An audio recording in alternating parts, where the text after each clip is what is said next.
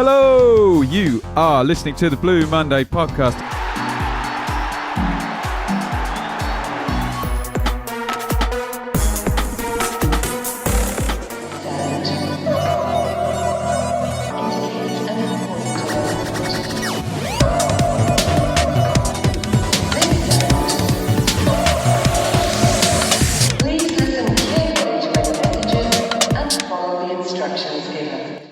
Hello and welcome to the 400th episode of the Blue Monday podcast, a weekly show available on audio and video looking into the happenings of Ipswich Town for the past 6 seasons. Today is going to be a very special show. We're going to take you away from the current dirge. We'll talk about the current dirge, but then we'll do a little bit of reminiscing as we go. And you are going to see every single one of our glorious team during the show, but it would not be right in show 400 to not let David Diamond have the first word. Now, if only he had a one-word catchphrase that could describe this podcast and the first 400 episodes. David, how are you? Yeah, I'm good, thanks, Ben. Yeah, 400 up, 400 not out. I think I compared it last week to a Brian Lara innings, I think. It's Brian Lara proportion. It's been emotional. Dave, obviously you're hugely popular mainstay since 2015. Can you just briefly reflect on how you ended up on this podcast and how in God's name you're still here? Christ knows. I don't really know. How did that happen?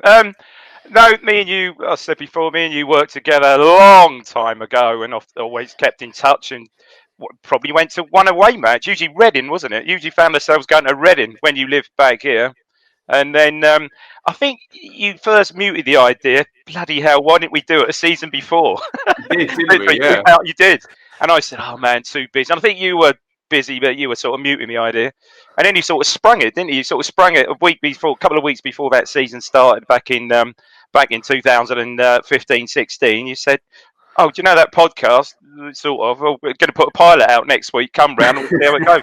And that was it. We did the pilot show, and it sort of seemed to be fairly well received, and all worked down at the old pod bunker, and then off we went from there. Really, as simple as that. Tremendous stuff, absolutely tremendous. And who would have thunk it? And I've got a funny story for you, Joe, because I remember how you came into the pod. I was working in Camden, and I remember exactly where I was. I was driving back to London Colney. I was just thinking as well, Dave, I've lived in seven houses during the lifespan of this pod. Yeah, but none could compare with the pod bunker. Hyperion Girl, though, could it? Not really, could it? Hyperion Girl. And I was listening to the Naked Football Show, and Joe was on the Naked Football Show, and I remember Dave thinking, he knows way more than we do about Ipswich, doesn't he? And then we put the advert out, and Joe applied, and I saw his name come up, and I was like, yeah, let's get him in. Joe, what are your memories of joining up with the pod? Well, I remember having a long conversation with you, which sort of around Did that involved me speaking 10 words to your every one? Probably at the start, but by the end it flipped around to 1 to 10 by the end. But no, I listened to you guys from the very first episode, and I've listened to everyone since then, even the ones that I'm on, I still listen back to just to check I sound as good as I think I do, and I'm often left disappointed. Well, you look resplendent today in your 15-16 championship. Yeah. We will get badge on. We'll get on to beautiful. Yeah, the extra £3.50 or whatever. We'll get on to all of this good stuff. Obviously, when we started the pod, it was all just audio, but we're now on YouTube, so please subscribe over on YouTube. It premieres every sort of Monday morning, and you can support, as Mikey beautifully said in the advert at the start of the show, on Acast or in the live chat every time. Right, let's talk about current matters, Dave, because we've had when the podcast started, we never heard from Marcus Evans. We seem to hear from him all the time now, don't we, in the past 2 or 3 years? We've had a statement now in the attempt at balance and fairness, and we've always tried to be fair and balanced on the pod. We will quote him So you guys can't just bury him without actually hearing what he said. So we did get a thank you, which says, "I'm truly humbled." Richard, can we put the national anthem in behind as I say these words or something, please? "I'm truly humbled by the support of our fan base over this period, with many supporting the club, and I know many others who would have done so if economically possible, with season ticket purchases, despite the government stadia restrictions. I thank all of you for this assistance, which is absolutely vital for the club's finance." Did someone want to chip in there? Yeah, Ben, can I just interject? If Rich can't find the national anthem, I think the Benny Hill theme would do. That's tremendous. So look, we did get the thank you.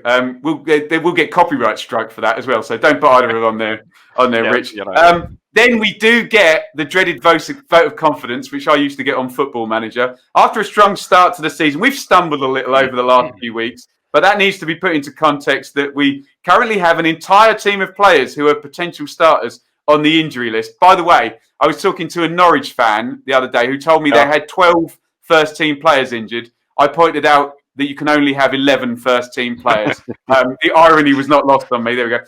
It is not a coincidence that our early run was achieved with few injuries, and as always seems to be the case, our sick list grew as we entered a run against what we expected to be some of the better teams. And then we get our favourite words here. The manager, coaching staff, captain and players are all doing everything that I've asked of them in the building of the foundation for the future. As long as I see progress being made, I will not be swayed into making the mistakes neatly summed up by the term.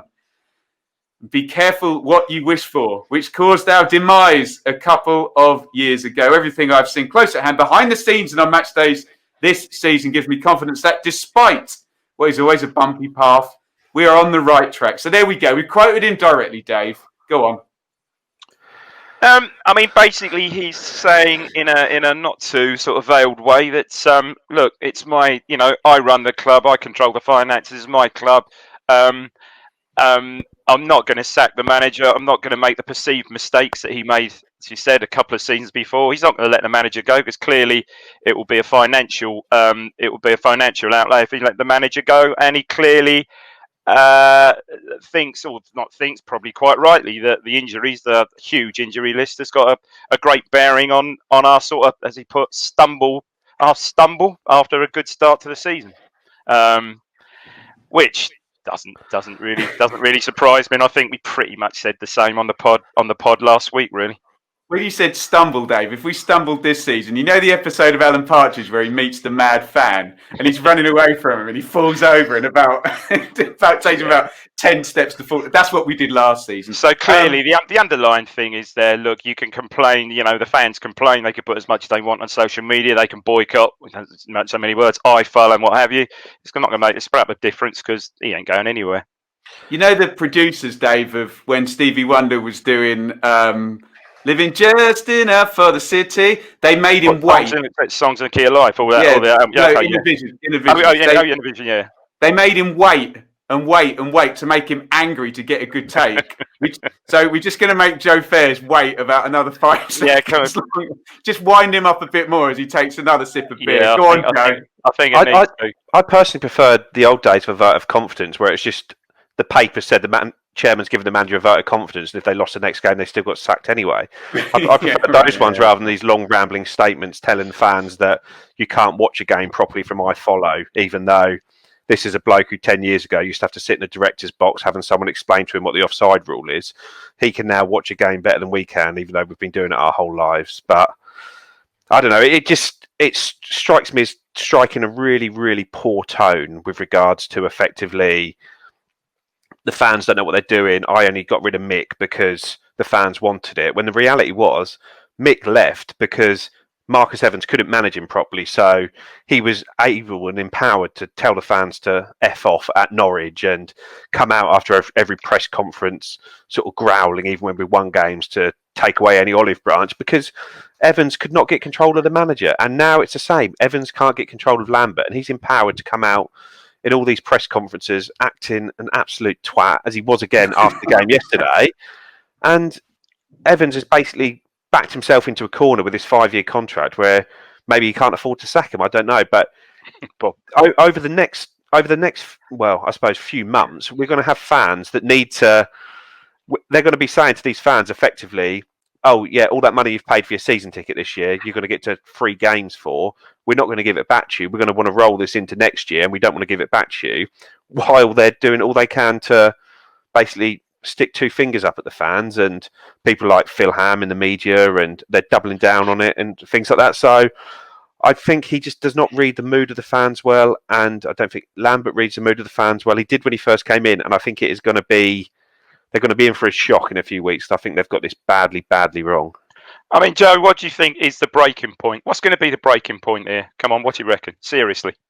Well, I heard from somebody that it was going to be. Here we go. When we sort of, As Lord said. Oh yeah. When we're sort of out of touch of the top 6, I think as long as we're staying in touch of the top 6, then Lambert's job is safe. And like Mark Ashton and Lee Johnson last season for Bristol City, like the second, literally 30 minutes after they were out of the top 6 and couldn't make it anymore, he was fired. Yeah, but I don't know. I find it very strange. He's buying all these injuries, but you listen to Lambert on Friday, and he's saying, "Oh, people don't know what's going on here. The restrictions we're working under, the constraints, the finance." I think we've got 45 pros on the books. Accrington have got about 18, and they're are they above? No, they're just behind us, aren't they? But with 3 games in hand, and it's like, has Lambert managed to convince Evans that we are doing well to be even competing at this level? It feels like we've just been promoted into this league, not relegated into it. And I tell you what, I bet it won't be like a Bristol City scenario, because probably out of touch of the playoffs would probably mean 6 points adrift, or fair point, 10 points adrift. I'm sorry, it ain't going to just be, right, we're dropped into 7th, you're gone. No way. So that was on the excuse me, my timeline here. That was either the Wednesday, and the next info was the Thursday. But then, Dave, Andre Dazelle becomes this is the club website, the latest homegrown Blue to sign a new long-term contract. The 21-year-old midfielder has agreed a deal that will keep him at Portman Road until the summer of 2024. Andre, that's the club's words, I'm not first naming him there, joins fellow academy graduates Luke Wolfenden, Brett McGavin, and Mando Dobra in committing their futures to the club over recent months, with Flynn Downs and Jack Lancaster also contracted for a further 2 years. Dave, is this wonderful news or just sensible protection of asset? It's a protection of asset, isn't it? It obviously is, but it's good news. It's great, very, very good news. Looking at it and how Downs is now out now in our luck for God knows how long with a obviously long-term injury. Not arguably, Dazelle's probably our greatest saleable asset at this moment in time, which we've just protected. So yeah, fair play. I'd like to see. Well, you'd like to see. You would think there would be some sort of, these agents cute enough that there'd be some sort of, I don't know, non-promotion clause in the release clause in the contract. You would think if his agent's smart enough, but no. I mean, you got to say that's positive. Joe, yeah, definitely positive, and I think over the last few weeks, as we've been dropping down the table, I think a lot of fans, myself included, have been talking about the futures of like Andre Dazelle, Teddy Bishop, players that are out of contract in the summer that realistically are not going to want to play in League One next season. No. And if they're on a free transfer, they're going to have clubs all over them. So really, really good. And like I say, it's not just all negative. That's a real positive piece of news from the club and Evans. But I say, I don't know, a few people saying, there's probably a release clause in there. What happens if we don't go up? Well, there was a release clause anyway. It's called the end of his contract with no money due in the summer. So we're in a better position than we were on Thursday or Friday morning. And I know that's called the David McGoldrick release clause, that one, Joe. Yeah, it's almost frustrating, like sort of without sort of wanting to go back to the statement, that was just so badly timed and such a poor tone. There was just no need for it. But it sounds from sort of the EADT guys that Lambert has sort of put a lot of pressure on O'Neill and Evans to back him publicly. And who's pulling the strings here at this club? Indeed. Right, shall we bring in another member of our team? Richard, if you want to punch yourself into the stream. There he is. Richard. Now, Rich, I'm trying to think, would have joined the pod in the 3rd season. But I remember, Rich, didn't we pass each other at Glasgow Airport before we ever met? Do you remember that? No, serious. Yeah, this is like the most Noel Edmonds story possible. I think I tweeted you, didn't I? I was genuinely doing a charity gig with Shane Ritchie in Glasgow. That's how Partridge That's how Partridge doesn't like to talk about his charity work. But... Hey, I got paid. Sorry, What's is that, that Shane is that Ritchie? wait a minute, is that the same Shane Ritchie just come fourth in I'm a Celebrity? Yes, come on, bring it on, bring it on. 2021 stadium tour for you then, Ben, eh? Absolutely. No, I'm sure Dave and I would wholeheartedly admit we were both doing 2 shows a week in year 2 of the podcast. This podcast would have folded many months ago if it wasn't for Richard. So came in and sort of took some of the heat off us, didn't he, Dave? Because we were both doing 2 shows a week at that point. And yeah, it was getting a lot. And you were, I was sometimes travelling, and you were always out on the road. You were still pretty much, you were still gigging then. I'm pretty sure you were still gigging, weren't you? Yeah. So it was a bit mad. You were living in. I'm trying to think where you were living. There. That's when you were in East London. Right, I could have been in Central London or East London at that point, but yeah, it all merges into one. But I'm gonna tap out, and I'm trying to think of a signing for Ipswich that would be like Richard joining the pod, but. Someone will come up with one. Someone will come with one on Twitter. I was thinking because I made because I was doing videos and stuff early on, and then I think someone dropped out of hosting the preview show right at the start of the season, and I said, "Well, I'll do it." And it was like when Poch took over from Nigel Atkins at Southampton or something like that. It was the easiest. You've gone in high there though with Poch, haven't you? I think it's Jim Magilton came in as a loan signing. There you go. I was going to say Daryl Murphy, a key member, and then the manager. There you go. Yeah, right, I'm going to disappear because I'll just talk over everyone, which I've been doing for 400 episodes anyway.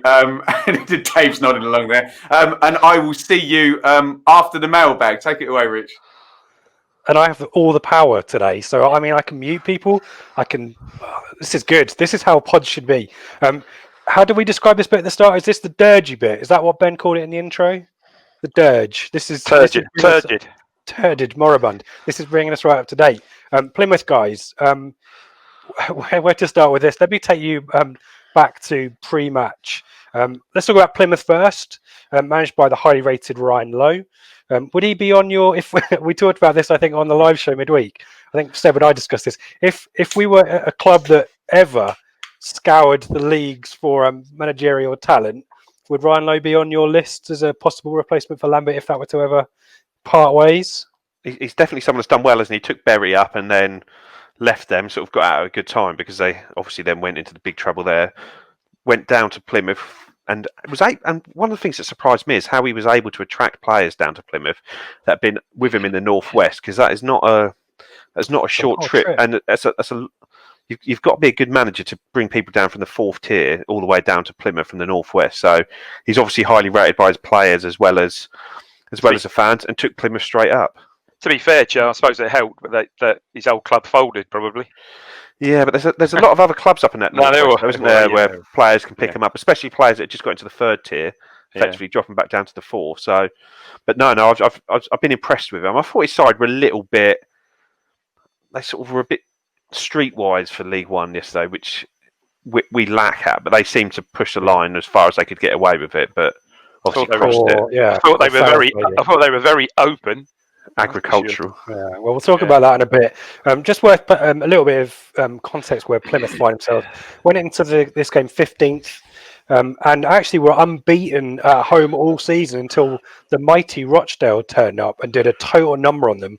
1-4-0, but it's one of those games that I appear to be having in Football Manager 21 where I have a shed load of XG and should have won the game, but someone scores from 30 yards or something and beats me. So Plymouth smarting a little bit as Ipswich come into town. First game back for supporters there, 1,800 in attendance there. It's a 5-3-2, a 3-5-2, and plenty of ex-Ipswich connections in here. I'll just list those rather than give you the team because there's some names here that won't be particularly familiar. But Connor Grant, he of the short-lived loan spell from Everton. We've also got Frank Nublet and his 5-goal spell at Ipswich back in the day. I'm missing one, aren't I? There's another one, I think, but I can't remember who it is, and my notes aren't good enough.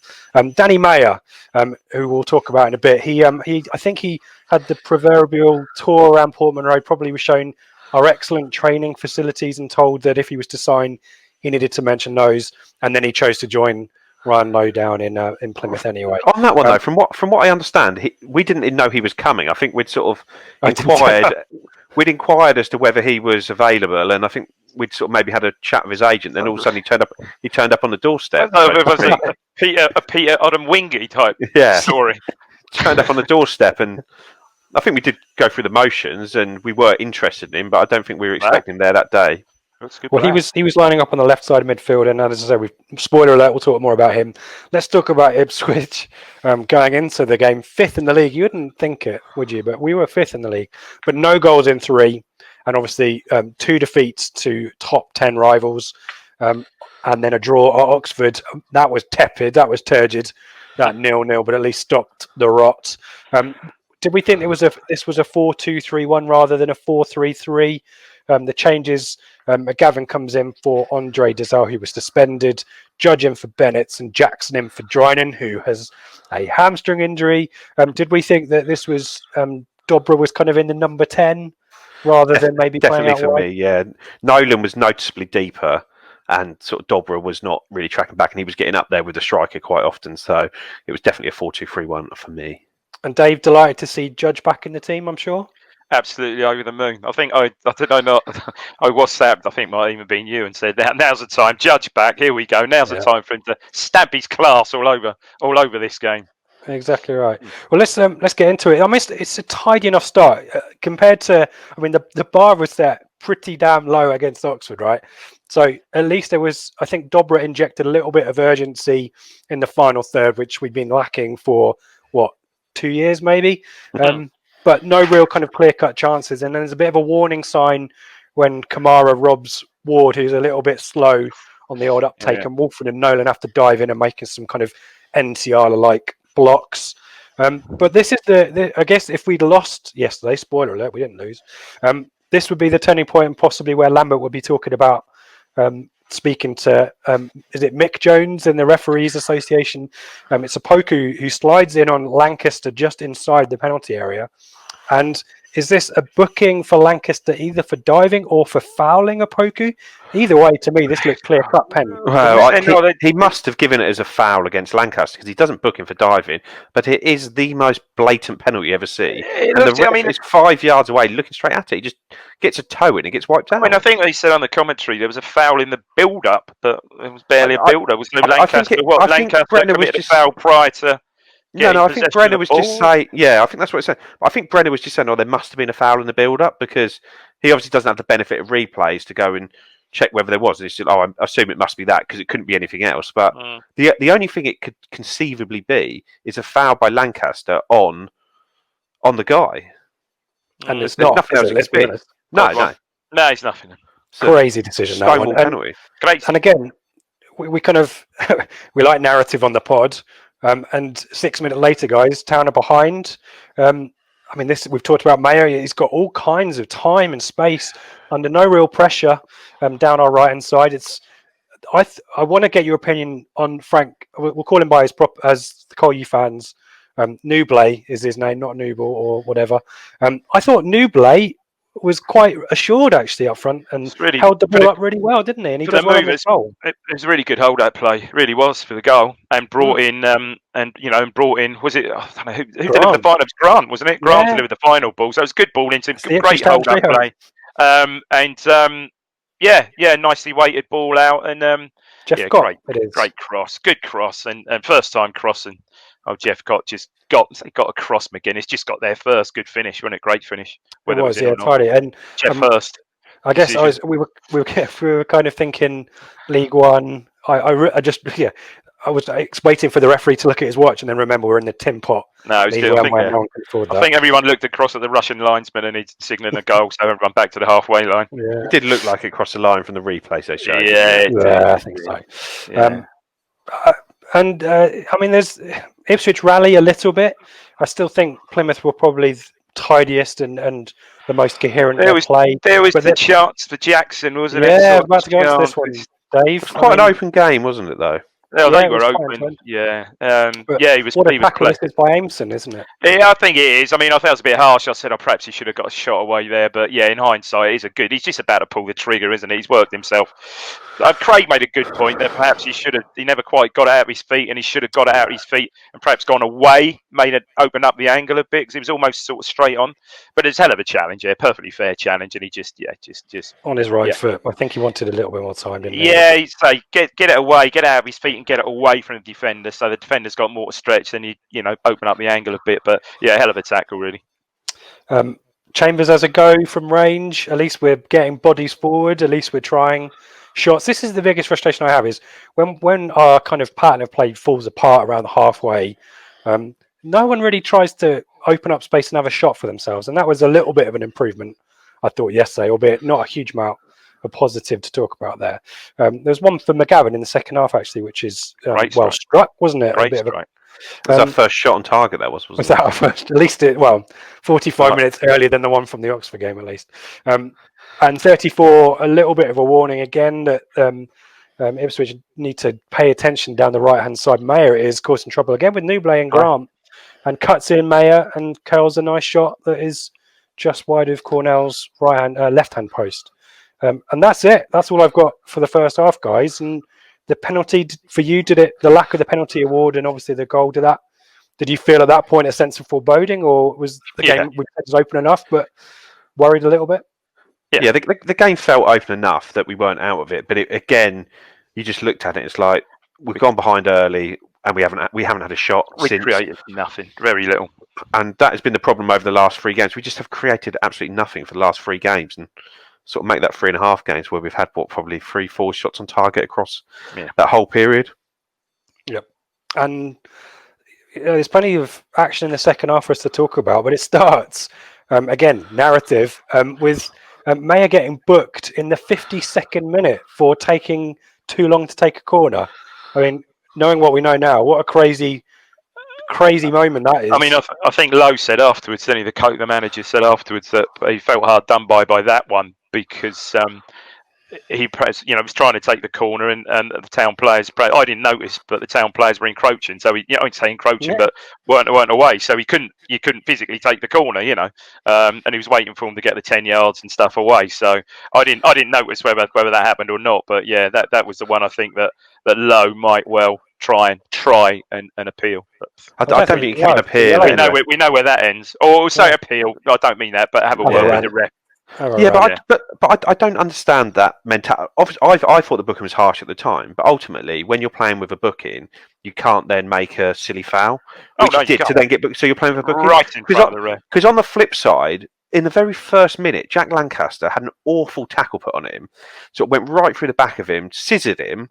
Guy doesn't get booked. That player then gets booked in the second half. You don't see Ryan Lowe saying, "Oh, well, he should have had a yellow card in the first half, and that would have been sent off." But because he doesn't have a yellow card, he's able to then put that tackle in like he does and to take his book in. Where Mayer has a yellow card, you have to play to your situation, don't you? So I've got very, very little sympathy on that. Just a deliberate trip as well, and 5 yards away from the ref. I mean, just crazy. And he was going nowhere as well. To compound it for them, they're just taken off their. So their 2 best players for me were him and the striker Jeff Cotter. They'd just taken off, I believe, like a couple of minutes before. I was surprised by that because I thought he was playing well. He really was. He looked really quite young as well. Apparently, I'm not sure how old he is, but looked really good, really a handful. And that Mayer looked a good. I thought he looked a quality player, really good player, good delivery, either foot as well. Looked a good player.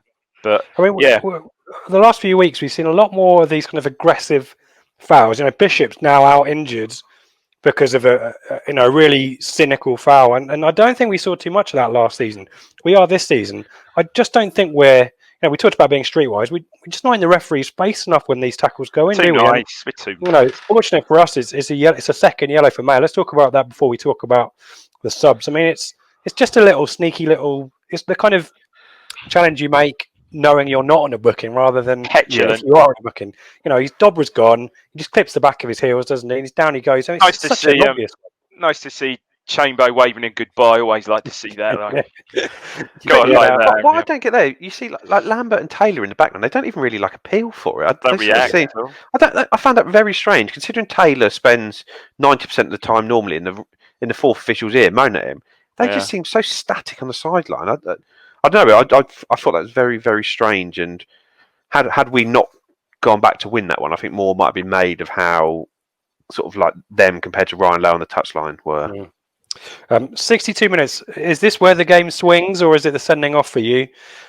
Hawkins for Lancaster, who, a few bits and pieces, we've mentioned him a couple of times, but similar to Oxford, didn't really feature too much. On the periphery, yeah. And McGavin is withdrawn for Bennett. And guys, it's 4-4 effing 2. Does this make the difference? Because I've got to say, I thought McGavin had another steady game yesterday. Again, not spectacular, but he just does the simple thing. It sounds silly, but he just does the simple things really well. He always seems to find a pass. Young and inexperienced, but again, I thought he was decent again. I really did. Yeah, he's quite strong. He's deceptively strong for his age. I think quite big frame. Just notice on him that his passing is very good off both feet as well. He doesn't have to take that extra touch to put it in the right position. Whatever foot he's on, he just keeps the ball moving quite quickly. There's a couple of times where he sort of plays it in on his right, gets it back, and first time with his left foot down the line, and it really helps us up the tempo at times with that. Yeah, and even when he is closed down, he always seems to get the toe in and find that ball. No, he's done well. I think he's done well. He's even copied Dazell's corner take routine, which we're now hitting corners to hit the crossbar or something, and we'll get the keepers to at least flap them over. So he's doing those too. I like his set pieces, McGavin, as well. Always hits them with pace. So good on McGavin. But withdrawn for Bennett, whose first contribution is to cross the ball out of play. But 73 minutes, Bennett is involved here. Ward in all kinds of space, and Dave. Yeah, he does well. Not really mentioned this guy yet.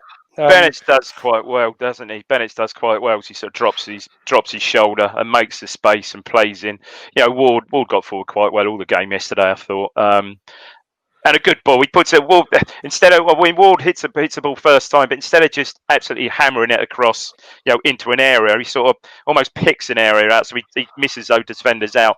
And Nolan, it's a good finish. It's a class finish. It really is, because those ones, the ball comes to him, he chests it up, waits for the drop, and you can just snatch at those, try and hit them too hard, and you're invariably going to just shank it or drag it wide. But he just cushion volleys it in. It's a superb skill. Really is a tough skill. He takes the ball really high, doesn't he? When he hits it. On top of it, it's a sweet strike, and it just floats. It almost floats the ball in the far corner. It's a good goal. It's a great goal, and he's got that. This is what makes him so annoyingly frustrating, because he's got that technique and that ability. And yesterday, he'll do things. He'll drop his shoulder and go off his wrong foot. He's a player, but he's he is just. It's one of the weird goals where you kind of you celebrate the goal going in because it's an important time, and our tails should be up because of the sending off anyway. But you reflect and think, well, all I've seen him do for 70 minutes is pass it sideways or backwards, and arguably you could say he's low on confidence, and then suddenly he does that. Yeah, I thought he was a bit more progressive in the second half, to be fair. And again, he's got himself in that position. It's a good position, but it's a class finish. It really is a good goal. And I can't 5 goals a season for him now as well. 13 games, more. 14 games. That's decent, good return, isn't it? But he was, like I say, just someone just needs to get him out of his shell and just give him that confidence to play, isn't it? Because he is a player. Sorry, if a goal like that don't give you confidence, come on, Just need to show him the Bristol Rovers game again. And, he was brilliant in that, wasn't he? I mean, what happens at Plymouth's kickoff here? I can't recall, because 1 minute later, Ward is at it again, Joe, down the left-hand side. And this is a tidy goal. And again, the substitution has a role to play in it. Yeah, no, and the ball, like I said, the ball just sits with Ward probably 35, 40 yards out. And he goes early. Hawkins is in the box. And he just delivers the ball into him. And Hawkins does really well because he's under pressure. It looks like one of those ones that could be a penalty if he doesn't drop it there, and he just gets across and gets his chest down and falls perfectly for Jackson, who's smart, gets around him and just first time left foot strikes it really sweetly again. One that he doesn't try and hit too hard. He just controls it, hits it right in the bottom corner, and within 80 seconds we've gone from 1-0 down to 2-1 up. And I say, you listen to Jackson at the end of the game, and he's saying, he loves playing with a partner, and everyone. He sort of says, everyone can see that I play better with a partner because I like to build these relationships, whether it's with Driner, Norse, couldn't make it up. He likes to get around them. He likes to make runs. He likes to be a little bit more free to sort of get involved a little bit more as opposed to playing up front on his own. But maybe we'll see more of it. I think we need to, because and sort of a special mention to Hawkins, because I think that's probably the first time he's come on and really, really affected the game there. I was going to ask you kind of about Plan B at the end. We can do that now, because we've heard what was it? Absolutely terrible, is it, or hopeless? Hopeless, yeah. Front. I mean, I don't know whether it's a system to start against Portsmouth coming up next. Yeah, but why not? I like how we can shift to that, and I like how Hawkins brought the best out of Jackson. It just seems a no-brainer. What's about? And you think Hawkins would be really up, another game against. Did he? I can't remember. Did he play in the cup game? I can't recall. Did he play in the cup game or not? I'm not thinking. Norwood certainly did. I think it was a sub. So he's going to be up. I'd like to think they'll start with that, but from what Lambert said the week before, chances are we won't. But at least it shows that we can, if necessary, go to that. And it was just really, Joe said it. I thought it was really good forward play, because he could just easy gone down there, look for the penalty. Chances are with that ref, the one he turned down in the first half, we probably wouldn't have got anything. But he stayed strong and smart finish from Jackson. I think that's a definite pen as well. Yeah, exactly right. And I like how Jackson gets his boot across on top of the ball to keep it down as well. And tidy goal that. I mean, and again, what I like about that, you can see the players are still united, because how they celebrate the goal. They're all off in the corner. So and that's good. That's good to see. And I think you sort of. You sort of say about Lambert, when he's sort of saying about systems and 4-3-3 and we can't play with two up front. Sometimes football is just as simple as just trying to get your best players on the pitch in the positions where they can have the most effect. And I think that's what we did towards the end of the game yesterday. Yep. I think, having said that, we should put it in context that they had against just 10 men, 4-0. It's against 10 men, and they had just been beaten 4-0 at home by Rochdale. But look, a good win, an important, very, very important win in the scheme of things, and that can only give them confidence. A win like that, with the side we had out, with the players we've got out, surely that's got to give that squad confidence. Yeah, one of the things that I just wanted to mention this before we kind of, I don't know whether I'm doing the roundup now, but I might just mention that some of the other results in League One kind of went for us. There were some teams in the top 6 or 8 who lost yesterday. What I liked was how we time wasted efficiently and effectively yesterday. We still had to do it wrong against Shrewsbury, but I liked how Ward particularly was in the referee's ear, just kind of having a conversation in between the goal kicks. I know Cornell got booked, but that's the kind of stuff that we want to be doing. I tell you what, that didn't half remind me, the end of that game remind me of many a game under McCarthy when we beat 1-0 up, 2-1 up, and just retreat. Yeah, we did that too much. Get out, keep playing, bring it on. McGuinness, those last 10 minutes was immense. He got his head on absolutely everything. He struggled a bit on the deck. He has struggled a bit on the deck, perhaps. The last few games, a little bit here and then. Perhaps that's just inexperience, but in the air, he was majestic in that final 10, 15 minutes probably. Absolutely everything he headed away. Super. Just to wrap this up, I mean, in terms of stats, it's another game where Ipswich lost possession, which I don't think was a surprise. Plymouth certainly, maybe in the second half, as you mentioned, Joe, sat back quite a lot. 5 shots, 3 on target.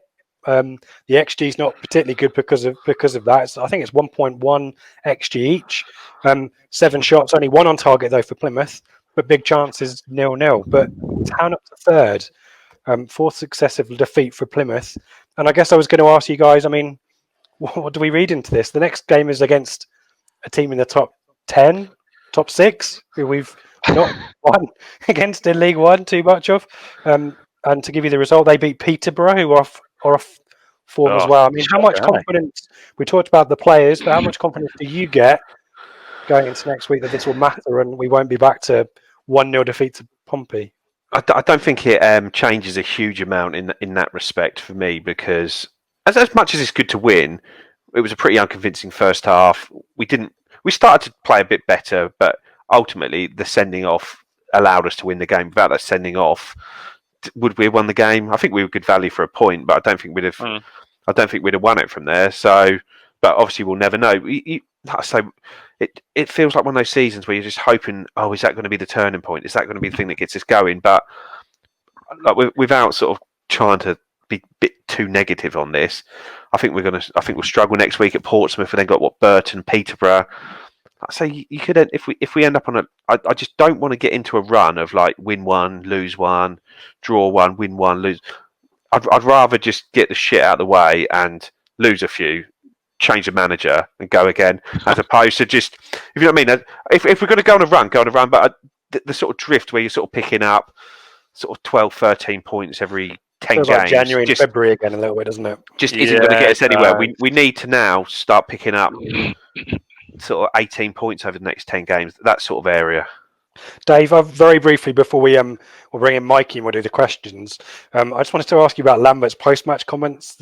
Just a little bit strange. I mean, we're going to read lots more into this now because of what's happened in the last week. But I won't do that. It was an odd one. Did he finish up? He's saying that he knows how to get rid of the negativity or something like that, or he knows how to end what was that? Ban all the press from Portman Road completely. What does he mean by that? Do you know? So we're sitting third. I think Join said that's not bad. We move on. Was he not taken with the display? This is from the TWTD write-up. No, there's just things going through my head. It's fine. It's okay. Asked how much character to come back. The team, yes, but will not change the negativity. Not change it. But for those guys, brilliant. Having said the win won't change the negativity, Lambert was asked what he thought would. A run of wins, perhaps? No. I know what needs to be changed, but I'll keep those thoughts to myself. Yeah, a bit odd. For someone who says it doesn't appear to be under pressure, he's feeling the pressure. Of course he is, for goodness sake. But it's someone who doesn't feel the pressure, who's begged his boss and his sort of underling to come out and back him publicly last week. Well, I don't know. I just wonder whether it sort of becomes a bit of a power play for Lambert. He's managed to now get Evans and O'Neill to come out and back him. Where does that mean that Lambert is now above O'Neill in the pecking order? It does feel like he just likes to play a lot of these games behind the scenes, doesn't it? And I wonder what that entails. Whether I don't know. Well, like I say, no one knows what that means really, but. I think what it does mean, he's here for the long stretch, and he definitely. Well, talking of being in the long stretch, I don't know where I'm going with this, or being cool under pressure. Here's Mikey Penty Smith. Hello, Mikey. Yeah, hello, Rich. Have you just called me a long stretch? I don't know. It's better than a lucky streak. Yeah, I have been called worse. Great to be here, guys. The perfect segue. Mikey, do you want to, because Ben's not here, do you want to tell us how you got, did you apply to the same ad that Joe did? Well, or were you plucked from... No, I was definitely headhunted. Okay. No, I also applied, as Joe did. I was working on a 4-on, 4-off shift pattern at the time and had more than enough time on my hands to take it on. But then obviously things have changed a little bit since then. But obviously we're a League One club now, but we're still absolutely loving it, aren't we? Really enjoying it. You did some preview shows early doors, didn't you? I did a couple of preview shows. So the first ever show I did previewed the Reading game under Brian Klug, which I did with a Reading podcaster who just so happened to be a colleague. So we did it. We filmed it on my phone in a meeting room, and that was my podcast debut. But then, from there, I interviewed a Middlesbrough podcaster who was in Goa, had loads of technical problems. I just kept running into technical problems all the time because to begin with, you couldn't record on Skype, and I had a really old laptop where I just couldn't record anything on it. I remember these days. So and then now I'm on the flagship rotation, aren't I? And showing us all, putting us to shame with your festive background for anyone watching in black and white. What I'm going to do now is test the technology and do a switcheroo. So let's see if I can do a 1-for-1 swap. Let's do a Lancaster for Hawkins. Here's Seb, and here we go. And here's Craig. Seamless. And I will leave you guys to it. And Craig and Seb, always interested to hear your start into the pod, but I don't have to listen to it now. I can go into the green room and get pissed. I mean, pay attention to what you've got to say. Cheers, Rich. Hello and welcome, Seb and Craig. You were both League One signings, weren't you, to the Blue Monday podcast? I was the doldrums of the championship. I think I did one towards the end, I think, if I remember rightly. But the vast majority of it has been stuck down here on very, very cold northern away days with Rich normally. And you, Craig? Yeah, I think it's almost a year to the day. Actually, I did my first one. I think my sarky comments on Twitter brought me to the attention of the pod scouts, and I received a message through the post. But I'd known Joe anyway because I was the the Football Manager researcher before Joe was, so I'd known Joe for probably 7-8 years, whenever it was that we switched over, like from Doctor Who to Doctor Who transformation. So I knew Joe anyway. I'd been for a beer with him at cricket and stuff, and I knew Rich. I stood with Rich and Mullet and people like that at away games and stuff. So I sort of knew the mob, and then got a message to say, do I fancy it? And the rest is history. That I did tie in perfectly with Lambert's decline around November, December time last year. I went about 4 months without seeing a win, I think. Yeah, so maybe, Jack Barham asked, and I know that Richard did just ask Dave, but Jack Barham's Twitter question was, what do you think Lambert meant when he knows how to change the negativity, but it's not by winning games? Seb, do you think that might just be getting rid of Craig off the Blue Monday podcast? Yeah, get rid of us all and put his cronies in here. That was like they said in the previous section, it was a really weird thing to come out with, wasn't it? I mean, I guess in his head he thinks he's some sort of overseer now, and arguably, like Joe says, he moved above O'Neill in the pecking order. Very strange not to communicate his thoughts, but who knows what goes on in his head sometimes. Yeah, and Craig, any thoughts on that? It was a real woe is me. Everyone feels sorry for me. We've done all of this against the odds interview, wasn't it? It was just a horrible, just nothingness interview. But no idea what he's going on about. I'm sure we will find out in the next few weeks, maybe. Yeah. Well, hopefully we'll find out something. Tim Pashley has been a Blue Monday listener since day one, I believe. Always sends in decent questions as well. This time he asked, did you all breathe a sigh of relief or a groan of more Lambert when we turned it around on Saturday? I mean, naturally, as Ipswich fans, we want the team to win, don't we, Craig? Yeah, of course. Yeah, I appreciate we've come in on the back of Joe Fairs actively asking for a run of defeats to get rid of Lambert, but you can. I think it's okay to want to win. Enjoy that win and still want change. But taking into account, it's obviously going to take longer for that change to happen. But I don't think there's anything wrong with wanting your team to win a game of football. It's in everyone's best interest to get promoted, isn't it? And if that's with Lambert, then so be it. Yeah.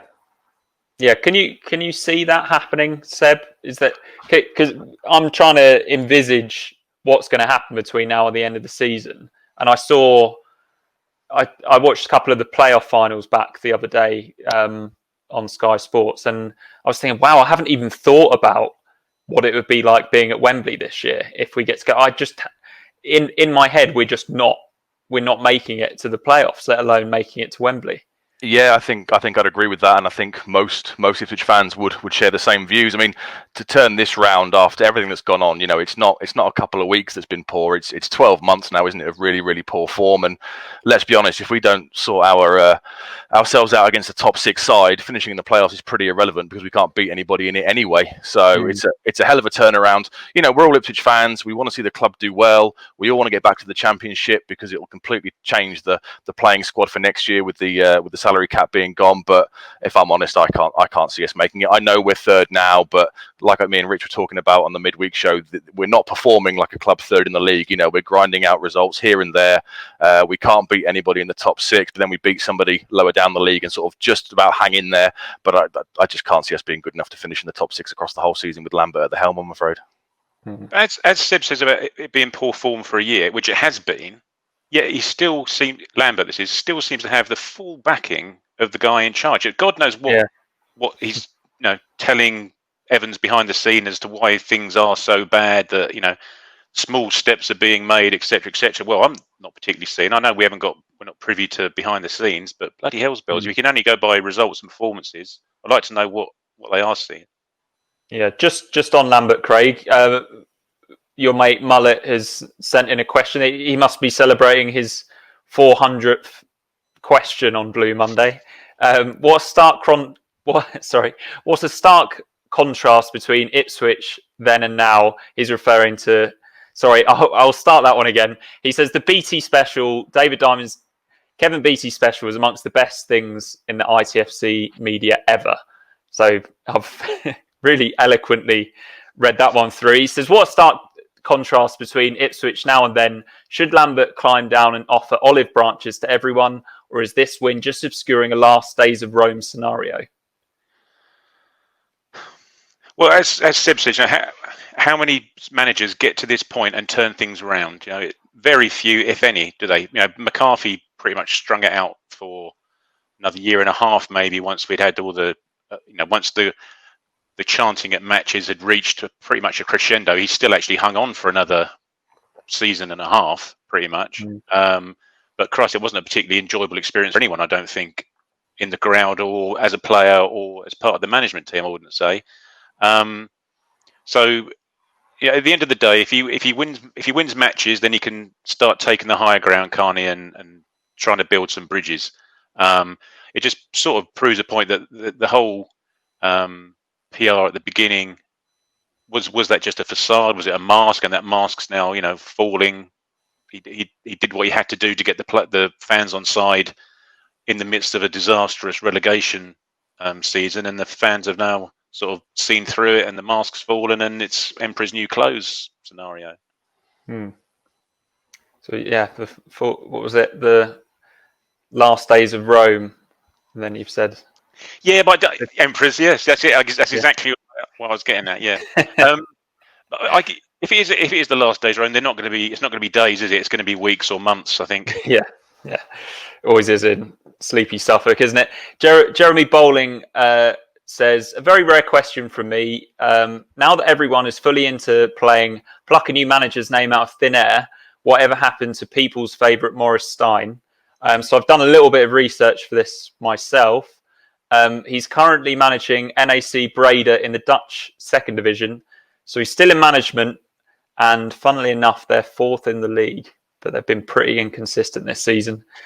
John Banger asks Seb, how did Cornell manage to wear a pink and an orange kit in the game yesterday? Loved his berating of McGuinness near the end of the game. Need to see more of this on the pitch, as we're just too nice most of the time.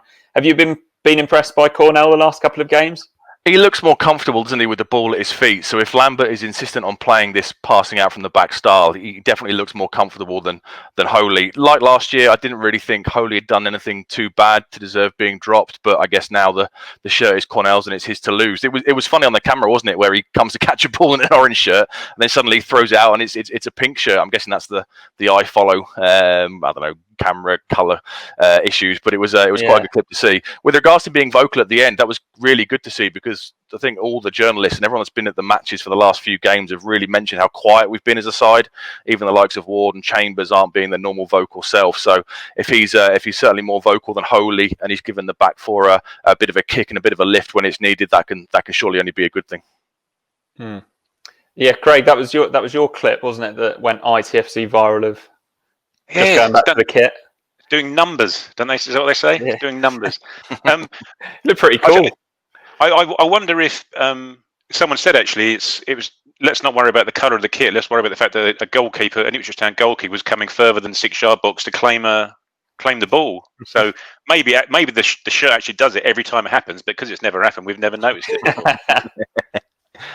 But in terms of the goalkeeper, there's not a lot between them, is there? In terms of their goalkeeping ability, I think there's both pretty two standard League One goalkeepers. As Seb says, you trust Cornell a bit more if the ball's pinged back to him to control it and get it under control and get it out again. But I think that's pretty much the only difference. I think they're pretty decent shot stoppers, etc. So it's his to lose, I suppose, for the time being. Yeah, definitely looks that way. Tim Gornow asks, so this is a more general question. He says, love the pod and congrats on the 400. Thank you very much, Tim. Did anyone else read the Marcus Evans statement this week and suddenly realise that we're actually going nowhere as a club? And he also says, any chance for Christmas special with all of the team? So here you are with Merry my Christmas. Christmas tree. Happy Christmas, everyone. Yeah. So yeah, Seb, we'll start with you. Was there did you feel even more down after reading the Marcus Evans statement? I'm guessing you did, just like I think we all did, didn't we? Let's be honest. The tone of it. I'm amazed that they don't have people to sanity check these things. Test the mood on social media or the message boards before they put this kind of stuff out. Because, like the guys discussed in the first section, the mood of it was basically, I run the club, I look after it. You all forced me to put us in this position, and I'm not going to be bullied into it again. So, they need to sanity check these things before they go out. And reading it didn't inspire any of us. I guess the worrying thing is that we don't stand still or go nowhere as a club. The worrying thing is that, as we have done for the last 12 years under Evans, we keep on, sliding down and down and down. All it would take is a failure to go up this season with the salary cap implications, and we could be stuck down here for a little while. So I guess standing still isn't the worst option in this scenario. It's getting stuck and then maybe even falling further down the tree.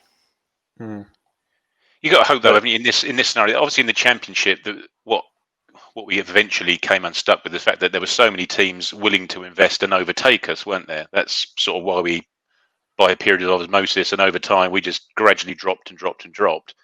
You'd hope that we're not going to drop any further than this, are we? Surely, the size of some of the clubs in this division, we're going to find a natural level at about 10th in League One if nothing happens. A few years. We've been saying this for years, though, haven't we? Surely it can't get any worse than this.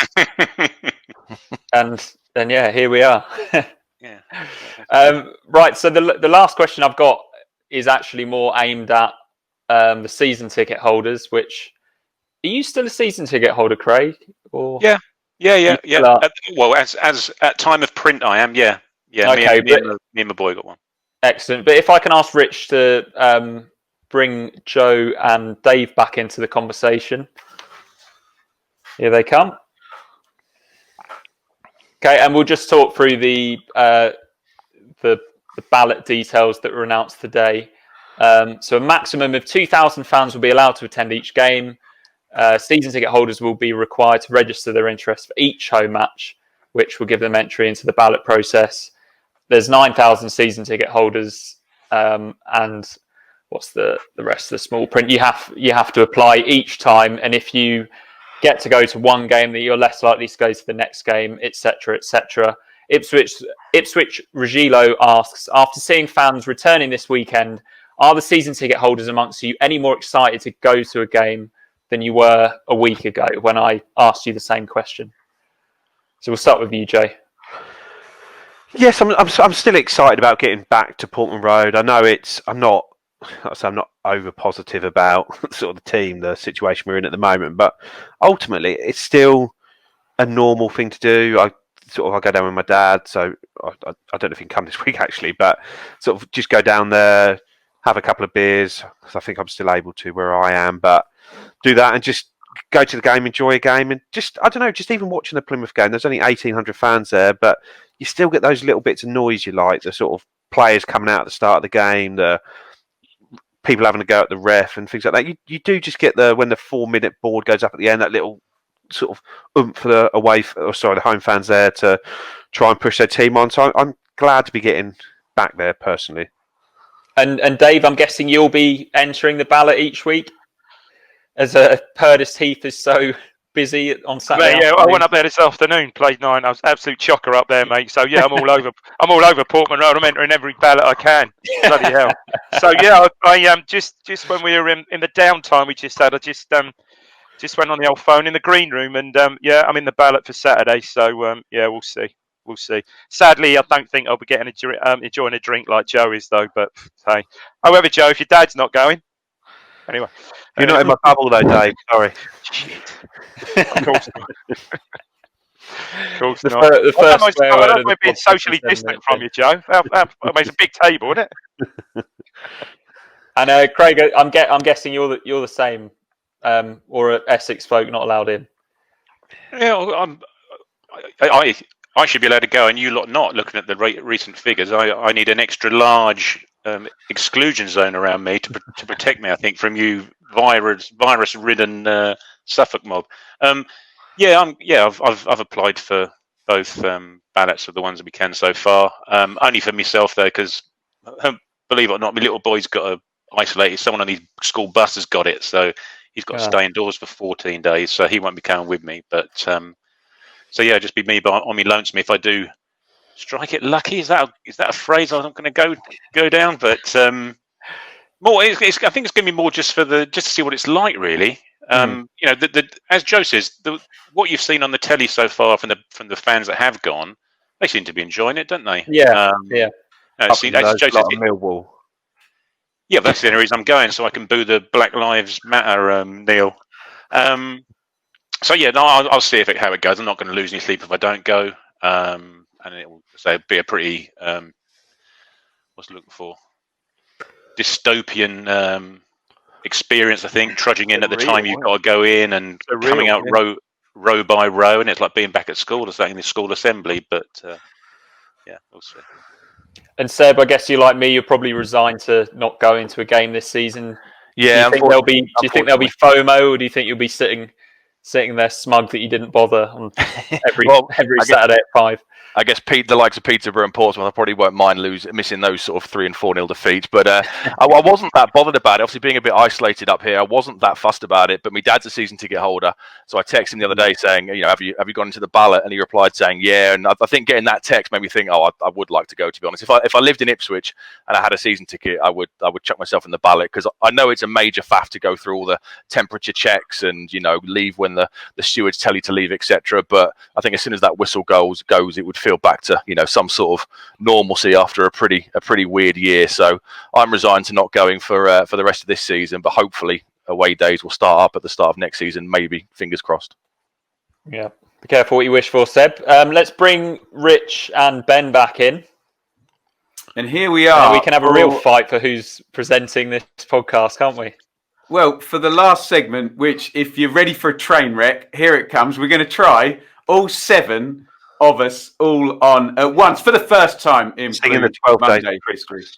Oh, the 12 days of Christmas, is it? Very nice. Well, actually, Joe, you've set me up very nicely for the last part of the show here. And are you ready for this, guys? It's a bit of a surprise. We're going to do the Blue Monday top 10. So I've had a little think about the first 400 episodes. And what have we been asked about 1 billion times? Who have we had to talk about 1 million times? So I'm going to go over the top 10, what's probably filled up our podcast more than anything else. We're going to go down the list, and just a little brief word about each character as we go. David Diamond, I'm going to come to you first. Number 10 in the Blue Monday 400 top 10 is Mr. Jordan Spence. Spence? No way. Spence. What does Jordan Spence mean to you, David Diamond? Euphoria. Millwall away. Oh, wow. Last minute. 4-3. What a night. Yeah. Late December, back in 2016 or something, Craig. He wasn't getting as much elation at the Accrington FA Cup away match. No. Did he play after that? No, he didn't. That was his last match. Yeah, because Lambert called out the players saying they wouldn't play for the club again, and a couple had a stint out the side and came back, but Spence, I don't think he did come back at all. And if your wife is a very highly earning movie star, then maybe you're right. Good luck to him. Number 9, I'm going to talk about, forgive me, Mr. Martin Waghorn, who in the podcast, very few players for personality and sheer joy and doing all the attacking themselves and taking every set play and either scoring or assisting every goal have given us enough joy. Unfortunately, Mr. Waghorn and his agent realised the right time to get out, and he's obviously now at Derby County. But we enjoyed Mr. Waghorn. At number 8, and I think this only really is right to go to Craig because it's his favourite player of all time ever, is the much discussed Alan Judge. Craig, Alan Judge on the podcast. I just about to turn around and get my Steve Whitten signed photo there. Yeah, Judge, Christ. I don't know. I don't have a detailed view of all the facts, unlike Marcus Evans. So, pound for pound, I'd struggle to think of a more disappointing signing when you take in expectations and the level we're playing at and the level he was playing at internationally last season. And the fact that an Albanian under-21 international is showing up in what is arguably his best position. Dobra looked livelier there yesterday, buzzing around and running with the ball and getting into the box and staying in position. I think he's only rivaling John Nolan in terms of frustration, but at least John Nolan produces on occasion. I think on the pound for pound stakes, I'd still have Ulrich Le Pen a little bit higher, but poor Ulrich. There we go. Poor old Ulrich. And number 7, we're going to Mikey Penty-Smith. It burned very brightest once in Swansea. Our figures were through the roof when he joined, and then he was rubbish. Mikey, Paul Hurst is number 7 in the Blue Monday top 10. Yeah, and he's also in the top 3 worst Pauls to manage Ipswich Town Football Club. I've in my notes I put weird little man. To his credit, he did acknowledge the problem with sports science, but he also replaced the likes of Webster, Waghorn and Garner with League 1 and 2 players. And these are mistakes that we're still paying for as a club. Sad. We're going to go to Seb for our number 6 because we spent much of the first season of the podcast, well, he was still here, much of the second season of the podcast, speaking about this player not being here, the 2014-15 Championship Golden Boot winner. Imagine that playing for us. Daryl Murphy, Seb, your thoughts? Oh, well, I guess, the first podcast would have come in off the back of his incredible season and the one good year we've all enjoyed in the last 10 years or so. I mean, on his day, what a player he was. He didn't start the next season overly brilliantly. I don't think he scored till quite close to Christmas, if I remember rightly. But he was so crucial to the way we played. Imagine him now as him and his 5 years ago, him up front now in the with the players, bringing others into play, holding the ball up. We never really replaced him, did we? I guess most of the chat in the 16-17 season would be why have we signed Leon Best to replace Daryl Murphy? But yeah, what a great player for us, a great servant for the club, 18 different loan spells and then signing permanently. And absolutely crucial and a crime that we never replaced him properly. Well, ironically, we did replace him with a Wales international and a top championship striker in Kiefer Roberto Francesco. Yeah. Oh, we did. What has he got? Seven championship goals already this season? 20 grand. Wasn't Murphy's, I think, that first season of the pod, Murphy's first goals, I think, could have been a hat-trick at Rotherham. I think he'd never scored 27 goals a season before, no hat-trick, and I think they were his first goals of the season, I believe. His only hat-trick. Number 5, we go back to Mikey, a much discussed player, a very, very Marmitey type player. Less so in recent months. Number 5 in the Blue Monday top 10 is Cole Skews, Mikey. Yeah, so Cole Skews has just been a fantastic servant to Ipswich Town Football Club, and I think a lot of people maybe say that Cole Skews sums up the way Ipswich have been the last few years. That he's held up as being this fantastic player, and he's not that great. But I would defend him by saying that he's put his body on the line so many times. He's played through injuries, and I think that's sadly caught up with him now. And I think if he was fit, he'd probably be making a difference in our midfield at the moment. Anyone coming in on that? I heard someone go. Well, he probably wouldn't be adding to the goals tally, but yeah, he probably would be useful. Would be useful. Yeah, so since the Blue Monday podcast started, I think he scored 1 deflected goal against Bolton. And he's been at the club the entire time. Sensational. I think it might have been Bolton. Number 4, we've spent a lot of time, Joe Fairs, debating the merits of Mr. Luke Chambers and whether he should be playing right back or not. Here we are in December of 2020 with Luke Chambers making still every minute of every game and playing right back. Number 4 in the Blue Monday top 10, Joe, is your best mate, Luke Chambers.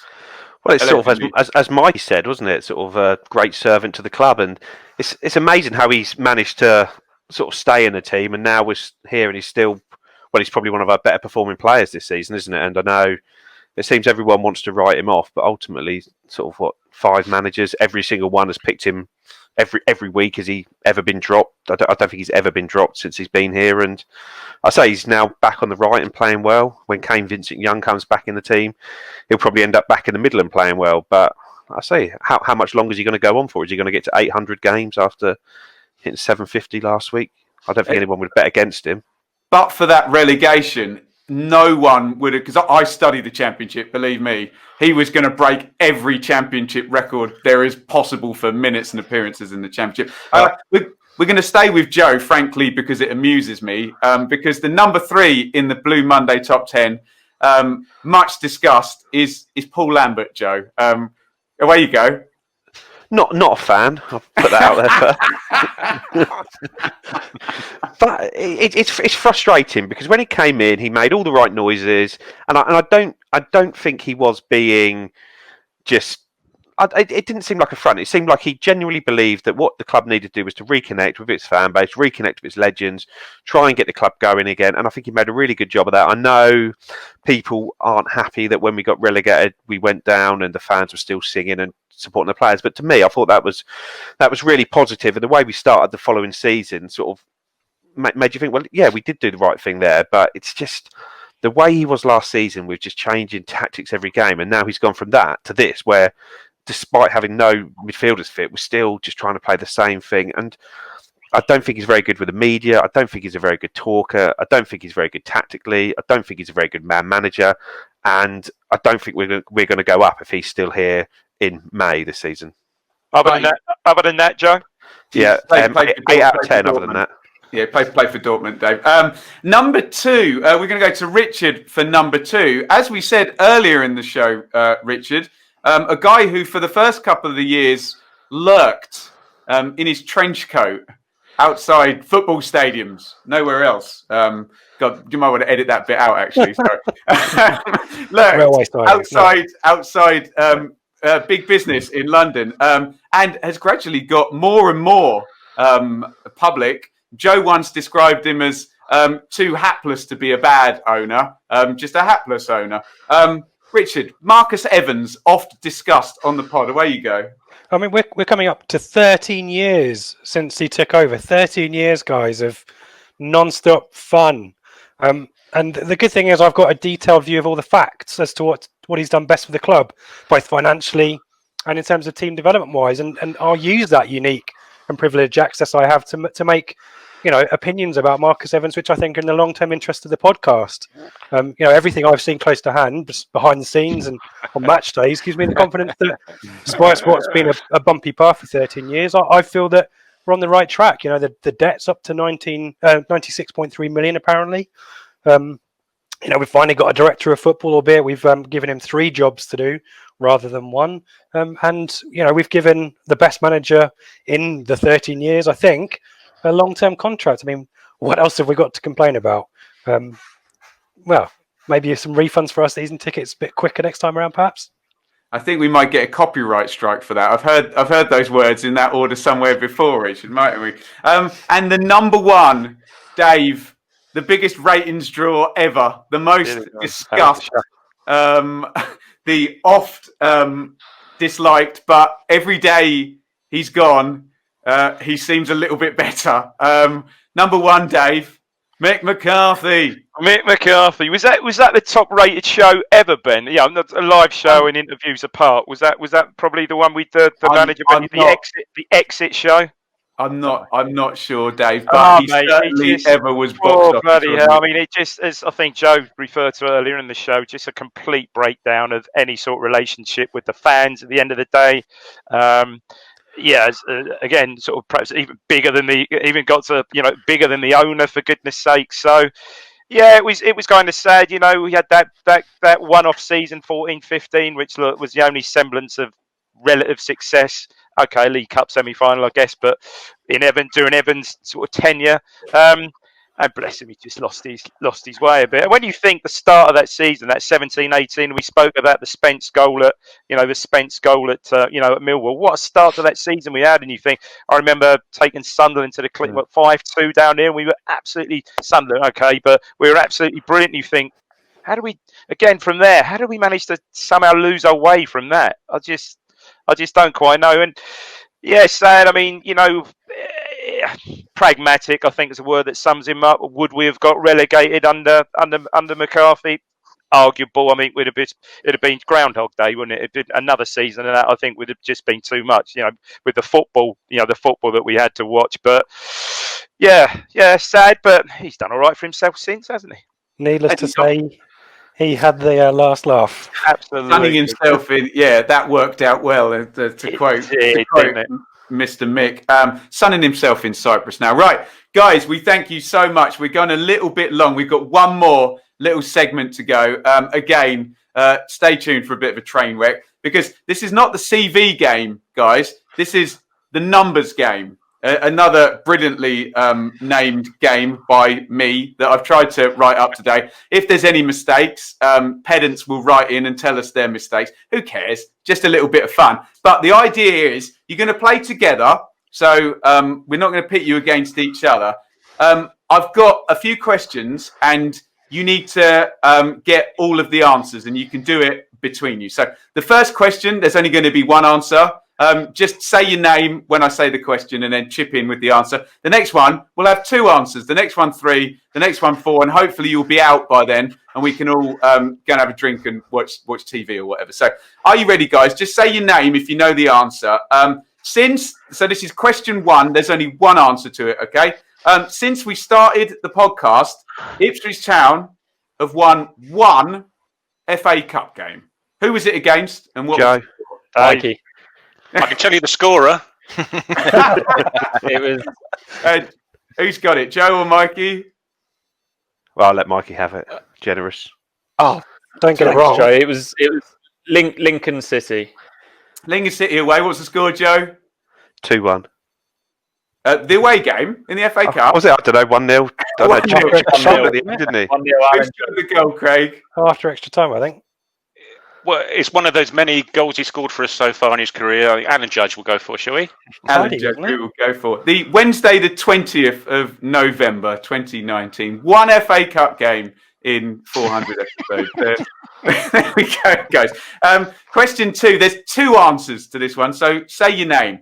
Right, the first game we ever talked about on the pod was in August 2015. But which 2 players from that game also started at the weekend? Oh, Joe. wow. Joe. It's got to be Luke Chambers, hasn't it? Luke Chambers is one of them. Who is the other? Mikey. Go on, Was Mikey. Oh, actually, no. I've tried to speak. It wasn't Connor Dave, Grant, was it? Frank Newball. Dave. Alan Judge. Alan Judge playing for Ah, Brentford. He's got it. Oh. Well done. And we will get 17 tweets saying from the audience that they got it before you lot did. We're rubbish at these. Is Alan Judge going to be the answer on every one of these questions? Trolling you down. You're winding me up. You're winding me up now. It's a bit like Smithy's 19-question quiz. There is the Which theme. mass murderer was born in Leicester? I've got one about the Suez Canal. Barry Lineker. Right. As coaching Bonda last season. Sorry, go on. In goal, Gordon Banks. Question number 3. And Dave ruined this question about 10 minutes ago, by the way. Since the pod has been going, 3 players have scored hat-tricks in league games involving Ipswich Town. Who are they? Dave, Daryl Murphy. Dave Great. Daryl Murphy away at Rotherham on the 7th of November 2015 in a 5-2 victory. Anyone else? Craig Grant Ward. Craig Grant Ward. Oh. Ipswich 4, Barnsley 2, 6th of August 2016. I can think of a cup game. Joe Garner for Preston. Since the pod started, Pre-pod, I think, wasn't it? No, I reckon that was post-pod. It might be. No, it was the. It was in the cup though, not the league. I was there. It was very, very cold. free pod. I'll give you a clue. This will only help Dave. I was in his living room watching it with him. What? With you, Dave, I does think, not not play the for- scorer. With the hat trick score. I was going to say, how's that At the happen? time, This player does not play for Ipswich. The Reading striker. Oh, I But can't what remember. was his name? Oh, I can't remember. He Oh, wasn't it's there long, was he? Hispanic name, isn't it? God, Oh, is it Nick Blackman? no, foreign. No. Johnny Foreigner. Bit like Summer Hemed, but it wasn't. Imagine, played for I Reading. love it when I get to give clues. Imagine my stage name, but someone else who has the second name of that with a different first name. Someone Bloom. Think of a famous someone else Bloom. Godfrey Bloom. No, but What? think of a nice holiday destination in Florida. No, where Florida? Orlando. Orlando. Oh, yeah, Orlando. Oh, dear. Orlando. Start. Orlando Magic. Star. Say. Orlando Magic. Mikey's got it right. It's Orlando Magic. Orlando Star. There you go. Yeah. Right, one more, guys, because officially you're out there because no one got Orlando Star. Right, this is a tricky one. Since the advent of the Premier League in 1992, 4 players who have represented Ipswich Town have won the Championship Golden Boot. 4 players who have represented Ipswich Town have won the Championship, second tier, First Division Championship, whatever you want to call it, Golden Boot. They have represented Ipswich Town. Can anybody name me any of the 4 players to win the Championship Golden Boot since 1992 who have played at some time in their career for Ipswich Town? Are we allowed to just take punts? I was going to say Chopra. Chops. Well, one of them did it playing for Ipswich Town. Daryl Murphy. Daryl Murphy. There's one. Who? David Johnson? Nope. Where's Jono? Sylvan Ebanks Blake. Yes, Craig. Sylvan Ebanks Blake won the Golden Boot twice. Nathan Ellington, then? Oh, well done, Richard. Nathan Ellington is the 3rd one. Who is the 4th one? Michael Chopra. Not Chopra. Nope. We had all these at the arse end of their careers, didn't we? Every one of them. Stuart didn't do it for Huddersfield. Kevin Lisby? No. No. Never a goal scorer. No. This guy comes from New Zealand. Chris Wood. Oh, Rory Chris Ballot. Woody. Chris Wood. So Nathan Ellington was the Championship top scorer for Wigan in 2004-2005, but we don't want to remind anybody about that season because the rot began there, partnering with Jason Roberts up the top there. Craig said Sylvan Ebanks Blake did it for half a season for Plymouth, half for Wolves, and then under Mick McCarthy for Wolves the next season. Daryl Murphy obviously did it in an Ipswich shirt with fabulous 27 goals in 2015. Chris Wood also scored 27 goals for Leeds in 2016-17, and obviously represented Ipswich on loan prior to there. There we go. Tweet us at Blue Monday FC, ITFC, excuse me, and let me know how much better you did than all of our panelists. And without getting too fluffy and sentimental here, thank you to each of you 6 guys I'm looking at on the screen. As I said earlier about Richard joining, Dave and I, in no way, shape, form or fashion, could have continued doing 2 shows a week for 6 seasons. So without you guys, thank you, obviously, to every single person who ever listened to even one, even if you stopped listening and you hate us now, thank you for listening to the episode you did listen to. Thank you to everybody who has tweeted in. Now, I need a catchphrase to finish the podcast. David no-sold his one-word catchphrase. So I wonder if anybody else has got a good way for us to finish this podcast. Joe? That's got to be Mikey or Dave, hasn't it, for the finish? Mikey, I think it's got to be you, isn't it? So the last word of the Blue Monday podcast. Just gear yourself up for this, Mikey. We know you've got presenting. This isn't the last ever episode, is it? In tribute, it's now in tribute to Marcus Evans now, isn't it? Yeah, exactly. There you go. A new context, Mikey. So thank you, everybody, for listening. Thank you. Hopefully, there might be another 400 shows, and we might not be in League One at the end of show number 800. But thank you, everybody. It's been a wonderful ride, and we never thought it would get this far. Live shows, everything that's happened, YouTube. We've tried to keep up with everything, even if sometimes the club has maybe not met our expectations. But with all that being said, this has been the Blue Monday podcast. And Mikey? Be careful what you wish for. Crap.